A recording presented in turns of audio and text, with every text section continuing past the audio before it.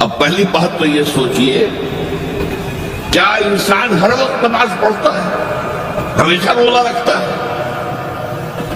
جب اللہ کہہ رہا ہے میں نے تو پیدا ہی کیا میری عبادت کے لیے،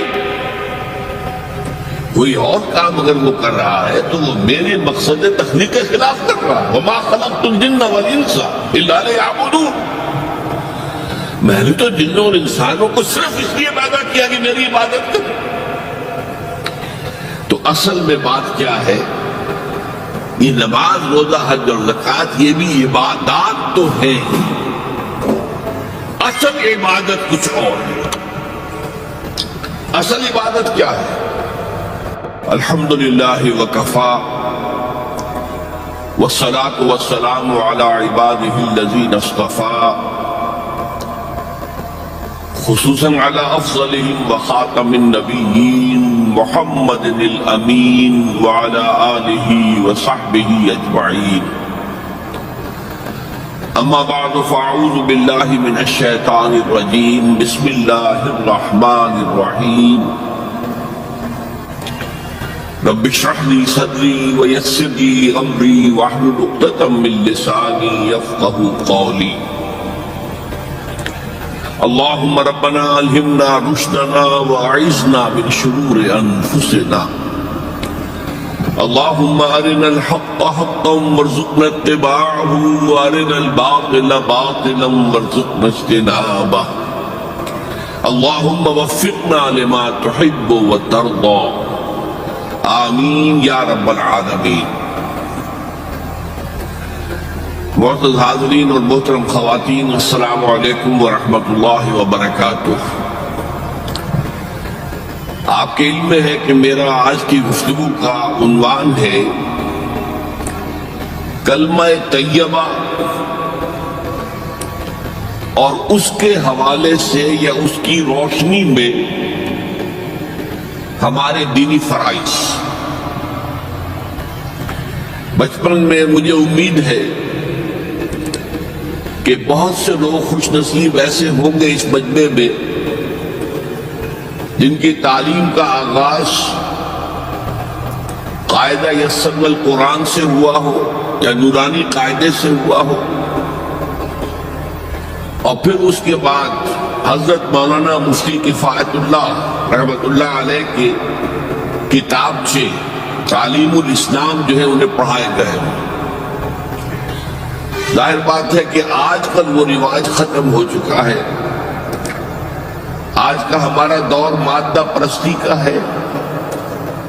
ہماری تعلیم میں بھی آپ کو معلوم ہے کہ کنڈر گارڈن جو ہے اس سے بات شروع ہوتی ہے، اور ممی اور پاپا یہ الفاظ جو ہیں وہ بچوں کو سکھائے جاتے ہیں، اللہ اور اس کے رسول کا نام عام طور پر نہیں پڑھایا جا رہا۔ لیکن یاد ہوگا آپ کو کہ اس سلسلے میں سب سے پہلے ایمان مفصل، ایمان مجمل یاد کرائے جاتے تھے، ایمان کیا کیا ہے، پھر 6 کلمے پڑھائے جاتے تھے۔ یہ 6 کلمے یوں سمجھیے کہ اسلام کی تعلیمات کا لب لباب اور خلاصہ ہے۔ ان میں سے پہلے 2 کلمے کیا ہیں جو اہم ترین ہیں؟ کلمہ طیبہ، لا الہ الا اللہ محمد رسول اللہ صلی اللہ علیہ وسلم، یہ مختصر ترین کلمہ ہے، اسے ہم کلمہ طیبہ کہتے ہیں۔ اور یہ سمجھئے کہ ہمارے دین کی جڑ اور بنیاد اور اساس۔ دوسرا کلمہ اسی میں لفظ شہادت کا اضافہ ہو کر اشہد ان لا الہ الا اللہ واشہد ان محمد رسول اللہ صلی اللہ علیہ وسلم۔ یہ کلمہ شہادت جو ہے یہ اسلام میں داخلے کا شاہ درہ ہے۔ شاہ درہ، در کہتے ہیں دروازے کو، شاہ درہ بہت بڑا دروازہ۔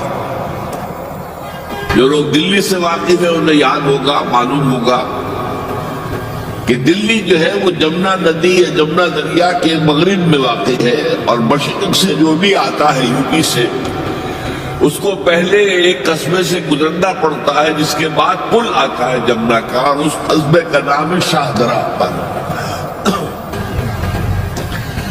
اسی طرح کا شاہدرہ ایک لاہور میں ہے۔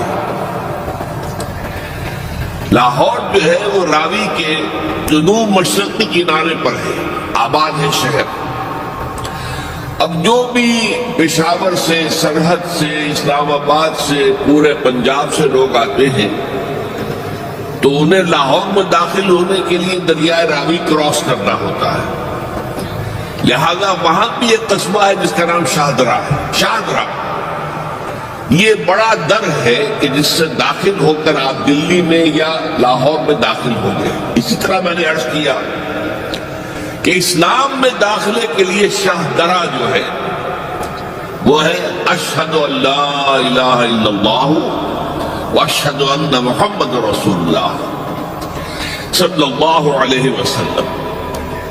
آج میں انہی دو کے حوالے سے آپ کے سامنے کچھ باتیں رکھ رہا ہوں، باتیں بالکل بنیادی ہیں، اور میں سمجھتا ہوں کہ آپ کے ذہنوں کے اندر موجود ہیں۔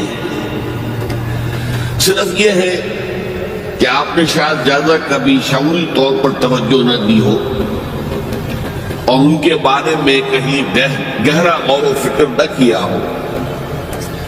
دیکھیے پہلا جز کیا ہے؟ لا الہ الا اللہ، کلمہ توحید ہے یہ، اللہ کے سوا کوئی معبود نہیں۔ اب اس کا تقاضا کیا ہے؟ اور دوسرا جز ہے محمد الرسول اللہ صلی اللہ علیہ وسلم، اس کا تقاضا کیا ہے؟ اللہ کے سوا کوئی معبود نہیں، معبود برحق صرف اللہ ہے۔ اس کا کیا مطلب ہے؟ عبادت صرف اس کی ہوگی، کوئی معبود نہیں اللہ کے سوا، عبادت اسی کی ہوگی۔ اس عبادت کا مفہوم کیا ہے؟ قرآن مجید میں بہت سے انبیاء کی اور رسولوں کی دعوت بیان ہوئی، اور نام بنام کہا گیا۔ ان کی دعوت کیا تھی؟ ان اعبدوا اللہ ما لکم من الہ غیرہ، اللہ کی عبادت کرو، تمہارا کوئی الہ اس کے سوا نہیں۔ اس کے ساتھ ہی بعض صورتوں میں ایک لفظ کا اضافہ ہوتا ہے، سورہ شعراء میں ان اعبدوا اللہ واطیعون، عبادت اللہ کی کرو، میری اطاعت کرو۔ تو اللہ کی عبادت کیا ہے؟ جس کے لیے سورہ ذاریات میں فرمایا وَمَا خَلَقْتُ الْجِنَّ وَالْإِنسَ إِلَّا لِيَعْبُدُونَ، میں نے نہیں پیدا کیا ہے جنوں اور انسانوں کو مگر صرف اس لیے کہ میری عبادت کریں۔ تو معلوم ہوا کہ لا الہ الا اللہ کا تقاضا کیا ہے؟ ہمہ تن ہمہ وقت اللہ کی عبادت۔ یہ عبادت کیا ہے؟ بدقسمتی سے مسلمانوں پر جو زوال آنا شروع ہوا خلافت راشدہ کے بعد سے، ایک زوال اسلام کا شروع ہو گیا، اگرچہ مسلمانوں کا تو عروج جاری رہا۔ دور بنو امیہ میں، دور بنو عباس میں دنیاوی اعتبار سے سطوت، شان اور شوکت بڑھتی چلی گئی، لیکن اسلام جو ہے اس کے اندر زوال شروع ہو گیا۔ سب سے پہلا زوال کیا آیا؟ وہ خلافت کہ جو مسلمانوں کو اپنے میں سے کسی بہترین شخص کا انتخاب کر کے جس کا تعین ہونا چاہیے تھا،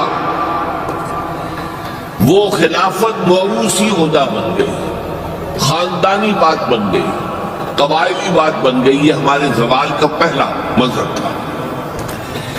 بہرحال اس کے بعد رفتہ رفتہ ہمارے تصورات بھی کچھ محدود ہوتے چلے گئے، ہوتے ہوتے بات یہاں تک پہنچی کہ عبادت کا مطلب ہے نماز، روزہ، حج اور زکوٰۃ۔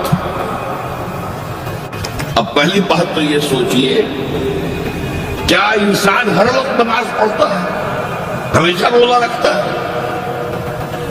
جب اللہ کہہ رہا میں نے تو پیدا ہی کیا میری عبادت کے لیے، کوئی اور کام اگر وہ کر رہا ہے تو وہ میرے مقصد تخلیق کے خلاف کر رہا ہے۔ وَمَا خَلَقْتُ الْجِنَّ وَالْإِنسَ إِلَّا لِيَعْبُدُونَ، میں نے تو جنوں اور انسانوں کو صرف اس لیے پیدا کیا کہ میری عبادت کریں. تو اصل میں بات کیا ہے؟ یہ نماز، روزہ، حج اور زکوٰۃ یہ بھی عبادات تو ہیں، اصل عبادت کچھ اور ہے. اصل عبادت کیا ہے؟ عبد کہتے ہیں غلام کو. غلام پچھلے زمانے کا تصور کیجیے. یہ ایسا نہیں تھا جیسے آپ کسی کو ملازم رکھ لیں. آج امپلائی ریلیشن شپ یہ اور ہے. آپ نے کسی کو ملازم رکھا ہے، فرض کیجئے دہاڑی پر رکھا ہے، وہ 8 گھنٹے کام کرے گا، پھر چھٹی کرے گا. اس کے بعد وہ آپ کا کوئی تابع نہیں ہے، آپ کا غلام نہیں ہے، بلکہ آپ کا بھی ایک ہی ووٹ ہوگا. جب الیکشن ہوگا اس کا بھی ایک ہی ووٹ ہوگا. تو اصل میں غلام جو ہوتا تھا وہ ہمہ وقت، ہمہ تن، ہمہ جہد، ہمہ وجود بندگی کرتا تھا، اطاعت کرتا تھا. ملازم کہہ سکتا تھا کہ میرے اوقات ختم ہو گئے. آپ نے کسی کو رکھا خانسامہ کی حیثیت سے، اور فرض کیجئے ابھی فلش سسٹم نہیں آیا تھا تو بیت الخلاء جو ہے، آپ جس طرح کے ہوتے تھے سب کو یاد ہے. کسی دن بھنگن نہیں آئی، آپ کہیں اس سے خانسامہ سے کہ ذرا جاؤ بیت الخلاء صاف کراؤ، وہ صاف کہے گا صاحب میں آپ کا، میں تو خانسامہ ہوں، میں آپ کو کھانا پکا کر دینے کا پابند ہوں، میں یہ آپ کا بیت الخلاء صاف کرنے کا تو پابند نہیں ہوں. کہے گا کہ نہیں کہے؟ لیکن غلام نہیں کہہ سکتا. غلام تو ملکیت ہے، وہ 24 گھنٹے کا مطیع ہے، جو کام کہا جائے کرنے پر مجبور ہے، انکار نہیں کر سکتا. اور آپ کو معلوم ہو ایک اور بات ہونی چاہیے کہ غلام تو خود مملوک ہوتا، اس کی ملکیت کوئی نہیں ہوتی. آقا نے کوئی اگر کوٹھڑی دے دی ہے کہ تم رات کو اس میں سو جایا کرو، تو کیا وہ اس کوٹھڑی کا مالک ہو گئے؟ آقا نے کوئی چارپائی دے دی ہے اس پر سویا کرو، تو کیا چارپائی کا مالک ہو گئے؟ نہیں، قتل نہیں، خود مملوک ہے. اور پچھلے زمانے میں غلاموں کا معاملہ کیا تھا؟ آقا جب چاہے ذبح کر دے، قتل کر دے، کوئی مقدمہ نہیں بنے گا، نہ 302 کا نہ 304 کا. کیوں؟ جیسے آپ کی بکری آپ کی ملکیت تھی، آپ نے ذبح کیا، گوشت کھا لیا، کوئی پوچھ سکتا ہے آپ سے؟ میری بکری تھی بھائی، میں نے ذبح کیا. Who are you to ask me؟ اسی طرح غلام میری ملکیت ہے، میں نے قتل کر دیا، میں نے اپنا نقصان کیا نا. میں اس غلام کو فروخت کرتا تو کچھ پیسے مل جاتے مجھے، لیکن اختیار میرا ہے، میں نے اسے قتل کر دیا. اس معنی میں اللہ کا غلام بن جائے.